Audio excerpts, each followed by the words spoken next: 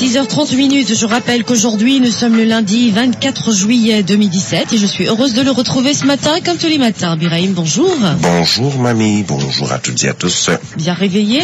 Ben oui, ça va, très bien. Un week-end qui s'est bien passé? Oui, dans l'ensemble, en attendant le prochain très long week-end.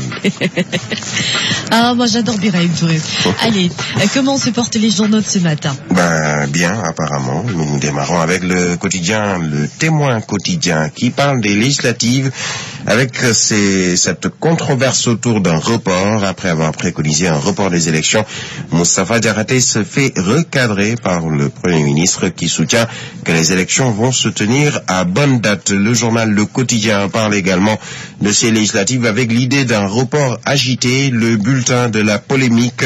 Moustapha Diakhaté propose le report et mouille les libéraux. Madické Niang et Omar Sarr démentent.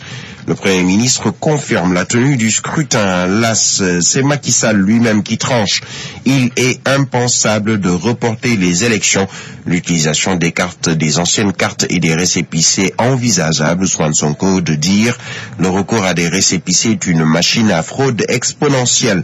Rewmi Quotidien, manquement dans le processus électoral. L'administration accusée de complicité. Le Premier ministre dément toute idée d'un report. Précision du sous-préfet des Almadies. Et puis le quotidien L'Observateur, justement, sur l'affaire des cartes d'identité détenues par deux jeunes. Lumière sur un scandale.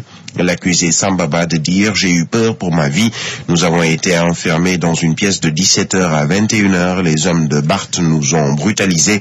Nous allons porter plainte contre Bamba Fall et Barthélémy Diaz. » Les précisions du sous-préfet des Almadies. Le quotidien Le Soleil avec un Mahamad John qui a été accueilli en grande pompe dans la cité du Rail. Thiès a désormais choisi l'endurance et la vérité. Tout report des élections écarté. À Bignona, Maître Wade exige la transparence. Et puis enquête pour terminer. Général Idrissa Fall sur le retour du PRA au gouvernement et les événements de décembre 1962.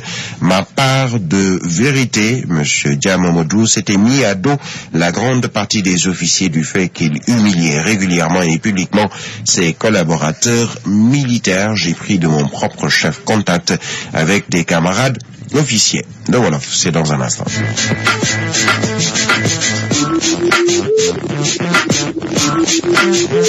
gannaaw bi leen nuyoo li gën a fës ci xëtu njëkk yi nekk ay ñu xëyandoo ñu tàmbale koog Le Témoin quotidien di wax ci élection législative yi ak coow li ne kur ci ndax dañ ko amal ci bés bi mu war a amee di fanweeri fan ci weeru sulet bi ñu dëgmal am déet. Gannaaw bi mu yëkkatee kaddu ne ni faw ñu dàq ko moom Moustapha Diakhaté nag Premier ministre ne ko loolu du ci am ndax élection yi daañu ko amal ci bés bi ñu ko war a amal di fanweeri fan. Yéenekaay bi di Le Quotidien di wax ci élection législative yooyu ak xalaat gi nga xamee ni ñu ngi koy tàmbali di di ko wax kon di wàllug report bi di dàq ko ba jëmmi jamono. Bulletin wu polémique bi nag Moustapha Diakhaté moom li mu bëgg mooy ñu dàq ko ba jëmmi jamono ba pare di dut baaraam tuuma libéraux yi Madické Niang ak Omar Sarr ñoom di ko tontu ne daal ni loolu ay wax yu kasaw la. Premier ministre moom di xam ne ni ca bés ba ñu ko fas yéene amal ca luñ koy amal di fanweeri fan ci weerub sulet. Président Macky Sall moom ci xëtu njëkk yéenekaay bi L'As day daal ni mbir yi jarul di dem di dellu si li wóor mooy ni kenn du fi jëlee élection yi ci bés bu ñu ko war a amal di maanaam di ko dàq. Lu soxal nag ancienne carte d'identité yi ak récépissé mën naa am ñu wote ko. Ousmane Sonko ne ni nag bu fekkee ne dañoo jël ay récépissé di ko wote loolu nag mooy fraude bi moom fas na yéene fës te bari loolu ci réewum Sénégal. Rewmi Quotidien di wax ci jafe-jafe yu am ak yenn yoo xam ne mëtul ci processus électoral bi. Administration bi nag ñu dut ci baaramu tuuma ne ni ñoom ñoo indi lii yëpp. Premier ministre moom di xam ne ni kenn du dàq élection yi. Yéenekaay bi di L'Observateur di wax ci coowal ay carte d'identité yoo xam ne dañu ko fekk ci ñaari ndaw mu mel ni leeral nañu scandale googee. Kii di Samba Ba ñu dut ko baaramu tuuma ne ni daal moom xaw naa tiit na lool sax ngir bakkanam. Lu tollook takkusaan ba juróom benn waxtu ci guddi ñu ngi leen téye ay nitu Barthélémy Dias yi sax far nañ leen brutaliser di maanaam di leen dóor ak di leen saaga nee nag ni daañu porter plainte Bamba Fall ak Barthélémy Dias sous-préfet bu Almadies nag moom wax na ci mbir mi yéenekaay bi di Le Soleil.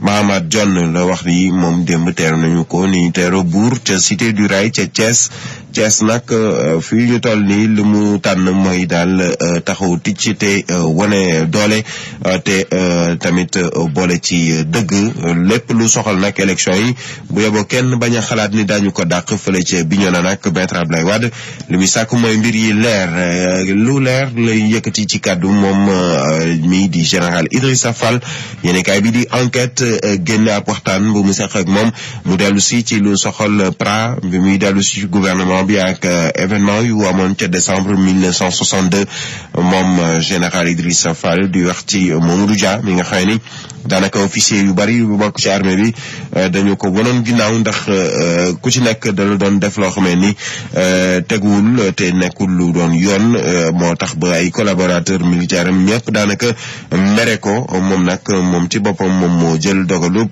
waxtaan ak yenn ci ay camarades officiers loolu moo fës ci xëtu njëkk yéenekaay bi di enquête yéenekaay yi ci faram-fàcce ci kalamay wolof daañ ci ànd ak El Hadj Ahmed Aïdara kalamay wolof français ak Fabrice Ngema lay doon jaa ngeen jëf ba ci kanam incha allah.